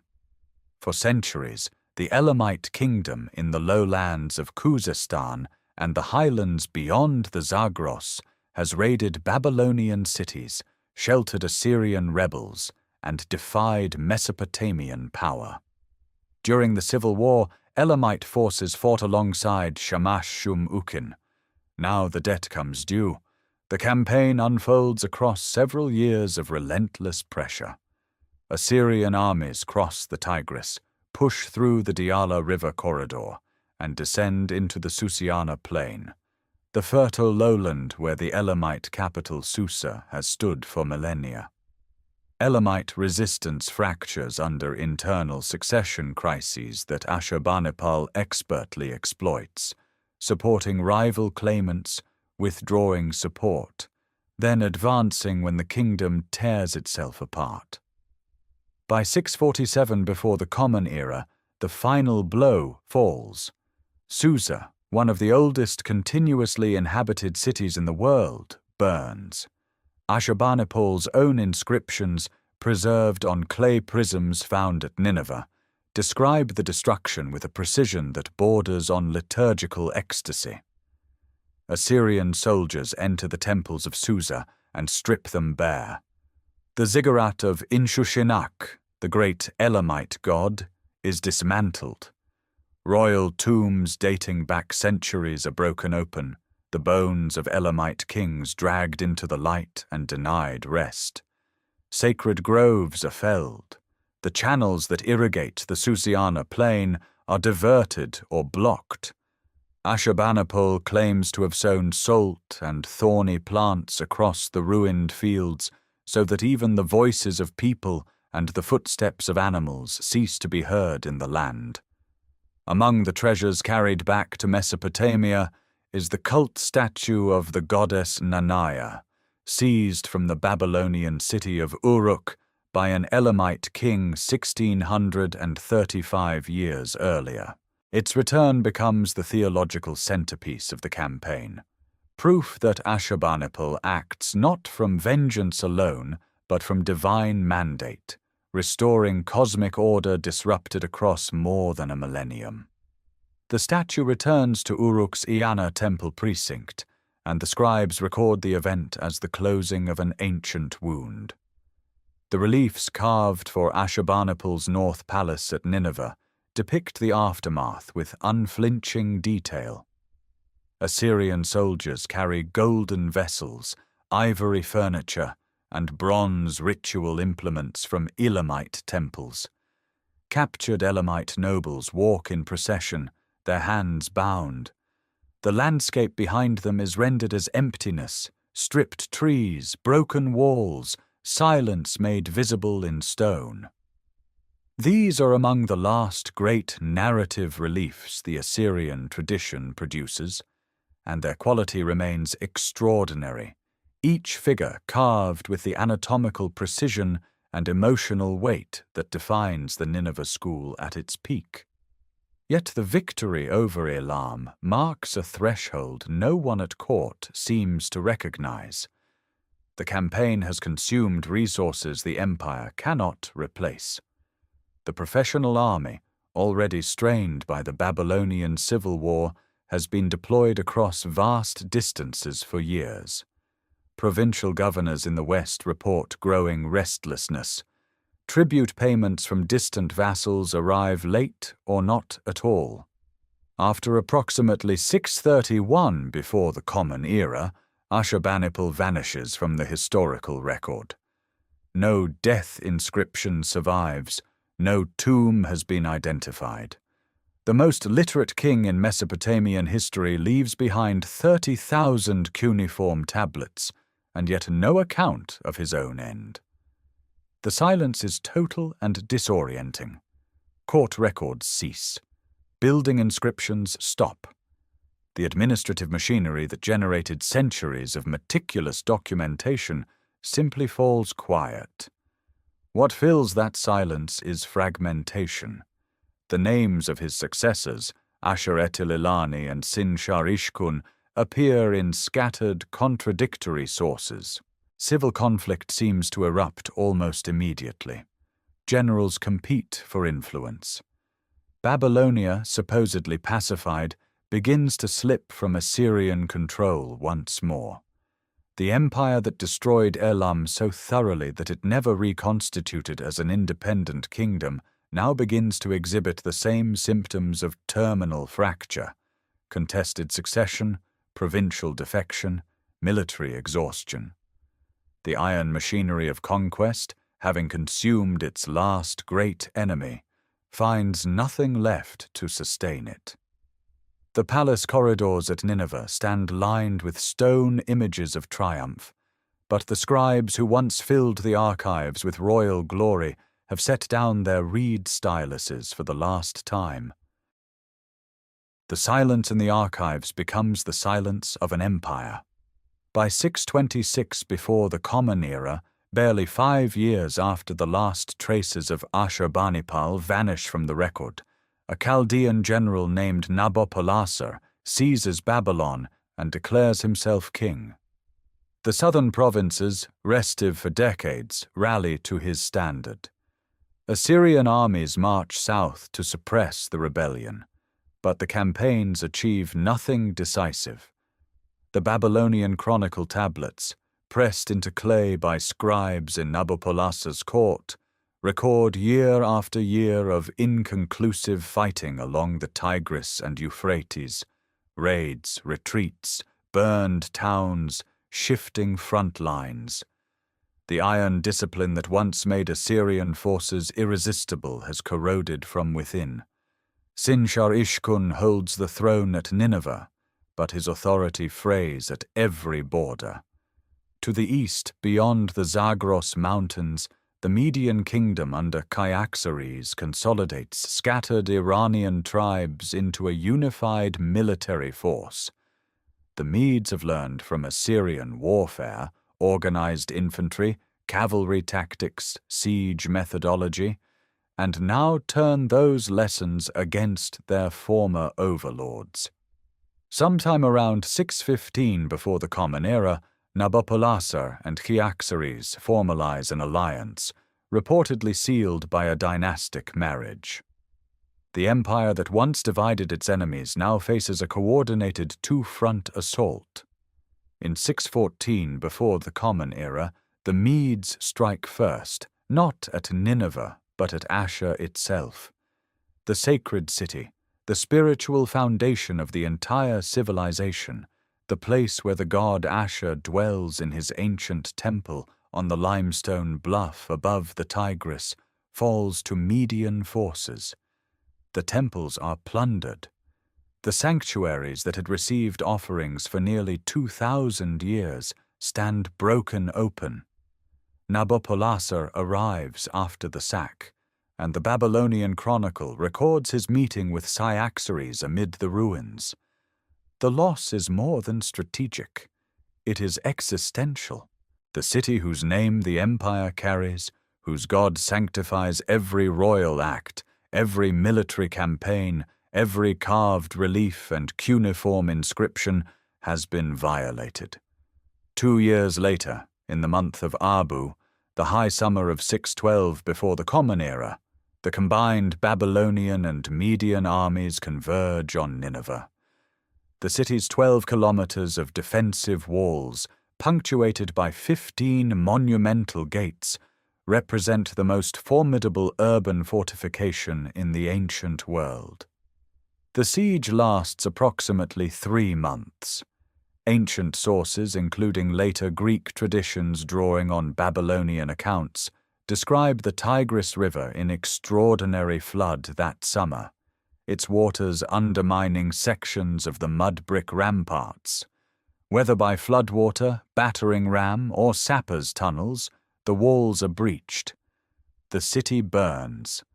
The palace without rival, Sennacherib's masterwork with its 3,000 meters of carved alabaster reliefs depicting the conquest of nations, its throne room where kings received the submission of the world, catches fire. The heat is intense enough to calcine limestone and redden the gypsum panels that Austin Henry Layard would unearth 24 centuries later, still bearing scorch marks. Sin-shar-ishkun perishes. Tradition holds he dies in his burning palace. The Babylonian Chronicle records the victory with terse precision. The city is turned into ruin mounds and heaps of debris. A remnant force under Ashurbanipal II, possibly a member of the royal family, retreats westward to Haran, the ancient trading city near the upper Euphrates. Egypt, alarmed by the rising Babylonian power that threatens its Levantine interests, dispatches forces under Pharaoh Necho II to support the Assyrian remnant. The aid arrives too late. In 609 before the Common Era, Babylonian and Median forces take Haran. Ashurbanipal's counterattack fails. He disappears from history entirely. The empire that had governed the known world for 3 centuries, that had conquered Egypt and destroyed Elam, that had built cities of carved stone and assembled the greatest library of the ancient world, ceases to exist. The mounds of Nineveh settle under wind-blown dust. Shepherds graze flocks where Lamassu once guarded palace gates. The Tigris continues its course past the bluff where it all began, carrying silt over the ruins of Ashur, sealing the cuneiform tablets and shattered reliefs beneath meters of alluvial earth, preserving them in darkness for millennia yet to come. The dust settles. It settles for decades, then centuries, then millennia. Grass and scrub overtake the great mounds. The names Nineveh and Nimrud and Ashur fade from living memory, surviving only as ghostly references in Hebrew scripture and Greek histories. Xenophon marches his 10,000 past the ruins of Nineveh in 399 before the Common Era, and does not recognize what lies beneath the earthen hills. Yet the empire persists in forms its kings never imagined. When Cyrus the Great organizes the Achaemenid Persian Empire after 539 before the Common Era, the administrative skeleton is unmistakably Assyrian. Provincial governors called satraps mirror the Assyrian system of appointed officials replacing local dynasts. The royal road from Sardis to Susa follows routes Assyrian couriers once traveled. At Persepolis, winged bulls with human heads guard the gate of all nations, their sculptural DNA traceable directly to the Lamassu of Nimrud and Khorsabad. Assyrian deportation policy finds its echo in Persian population transfers. The empire is dead, but its operating system runs beneath the surface of every successor state from Babylon to Rome. Aramaic proves the most durable inheritance of all. Adopted by Assyrian administrators as a practical language of empire alongside cuneiform Akkadian, Aramaic spreads across the Near East during the 7th century before the Common Era. It outlives its patron. By the Persian period, it serves as the lingua franca from Egypt to Afghanistan. Jesus of Nazareth speaks a dialect of it. It becomes the liturgical language of Syriac Christianity. It endures. Beneath the mounds, the tablets wait. In 1845, Austin Henry Layard drives trenches into the mound of Nimrud and uncovers the northwest palace of Ashurnasirpal II, Lamassu colossi, alabaster reliefs, and the remnants of a world unseen for 24 centuries. Paul Emile Botta had found Khorsabad 2 years earlier. Hormuzd Rassam, an Assyrian Christian from Mosul, excavates the North Palace at Nineveh in 1853 and discovers the library of Ashurbanipal. In 1872, George Smith, a self-taught engraver at the British Museum, translates a fragment from those tablets and reads the story of a great flood sent by the gods. The 11th tablet of the Epic of Gilgamesh. The discovery electrifies Victorian England and reshapes the understanding of biblical and literary origins. Without Ashurbanipal's obsessive collecting, the oldest great work of literature in human history would have been lost forever. The modern Assyrian people carry this thread forward. Numbering approximately 3.5 million worldwide, scattered across Iraq, Syria, Turkey, Iran, and a global diaspora, they maintain Neo-Aramaic languages descended from the tongue their ancestors adopted under empire. Syriac Christian traditions, Church of the East, Chaldean Catholic, Syriac Orthodox, preserve liturgical practices rooted in the earliest centuries of Christianity, layered upon cultural memories reaching back to ancient Ashur. Each spring, Assyrian communities celebrate Akitu, the New Year festival, its name unchanged from the ceremony that once renewed the divine mandate of kings in the temple courtyards of Nineveh. In 2015, militants destroy Lamassu statues at Nimrud with sledgehammers and bulldozers. The footage circles the world. Yet Iraqi and international teams begin restoration, piecing shattered gypsum fragments together with the same patience that once shaped them. The stones endure because the memory endures. The carved reliefs in the British Museum, the Louvre, the Iraq Museum in Baghdad, wounded lionesses dragging broken limbs, winged genies pollinating sacred trees, armies crossing rivers on inflated skins, continue to speak across 30 centuries in a visual language that requires no translation. The Tigris still flows past the bluff at Kalat-Shirkat, where Ashur first rose from mud brick and limestone. The river carries the same silt, shaped by the same seasonal rhythms. What began there, the impulse to organize, to record, to build in stone what time would otherwise erase, did not end when the walls fell.